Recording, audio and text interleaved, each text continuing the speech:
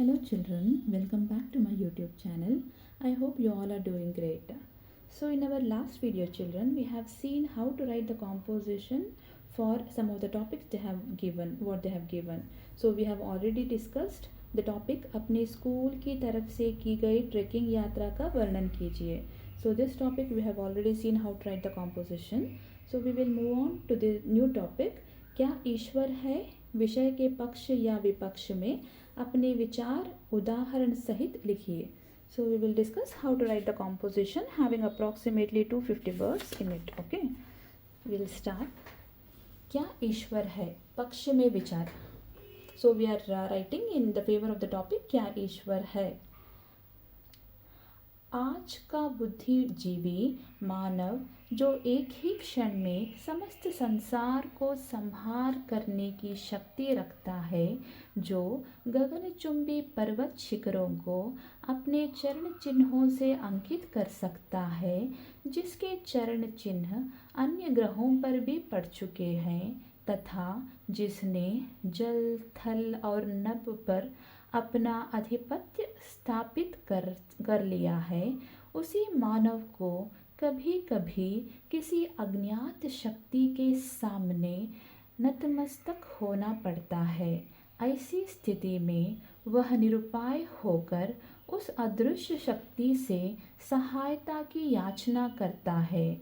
उसी अदृश्य शक्ति को विभिन्न नामों से पुकारा गया है. संसार के सभी धर्म, सभी संस्कृतियाँ तथा सभी धार्मिक ग्रंथ उस असीम, अदृश्य तथा सर्वशक्तिमान शक्ति के अस्तित्व को स्वीकारते हैं. उस शक्ति को हिंदू ईश्वर कहकर, मुसलमान खुदा कहकर तथा ईसाई गॉड कहकर पुकारते हैं. नाम चाहे अलग अलग है, परंतु वह सत्ता एक ही है जिसने इस संसार की रचना की. इतने सुंदर सुंदर पुष्प बनाए, इतने रसीले फलों की रचना की तथा समस्त प्रकृति को एक नियमित गतिशीलता में बांधा. कुछ लोगों की धारणा है कि यदि ईश्वर है तो फिर वह दिखाई क्यों नहीं देता, हम उसका साक्षात्कार क्यों नहीं कर सकते. इस प्रश्न का उत्तर ऋषियों, मनीषियों, तत्ववेत्ताओं और दार्शनिकों ने अपने अपने ढंग से दिया है. वैसे भी ईश्वर के अस्तित्व को प्रमाणित करना अत्यंत गंभीर एवं कठिन है.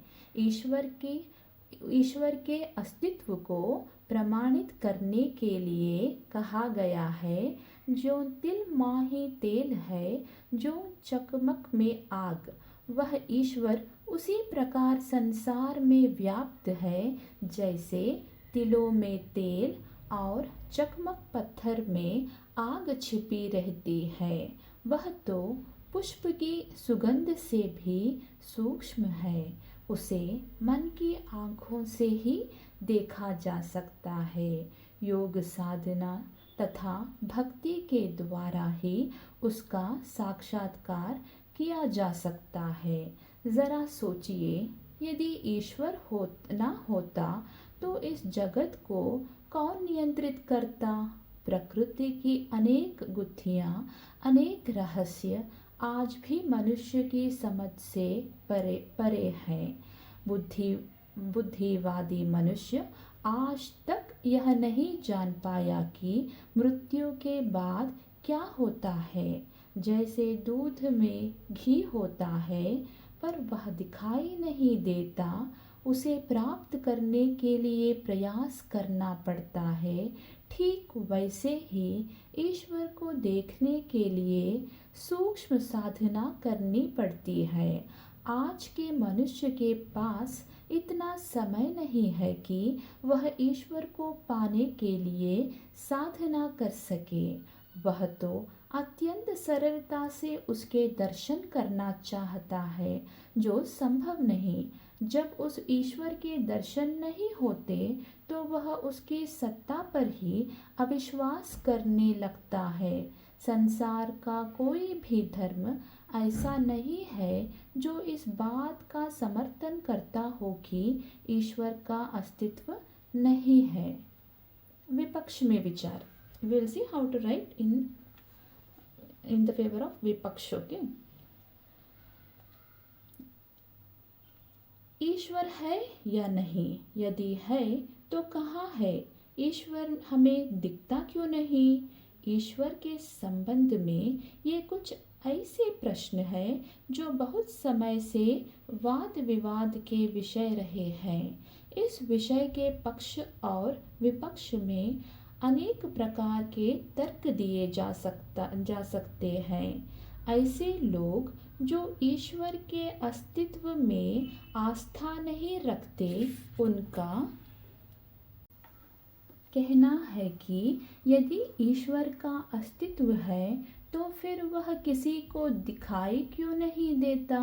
संसार में जिस वस्तु का भी अस्तित्व है उसे किसी न किसी रूप में देखा या महसूस अवश्य किया जा सकता है, परंतु ईश्वर के संबंध में ऐसा नहीं है। मनुष्य कितना भी प्रयास क्यों न करे, वह ईश्वर का साक्षात्कार नहीं कर सकता। फिर एक सामान्य व्यक्ति कैसे विश्वास करे कि ईश्वर है? साथ ही ईश्वर के अस्तित्व के बारे में जो प्रमाण दिए जाते हैं वह एक सामान्य आदमी के गले नहीं उतरते।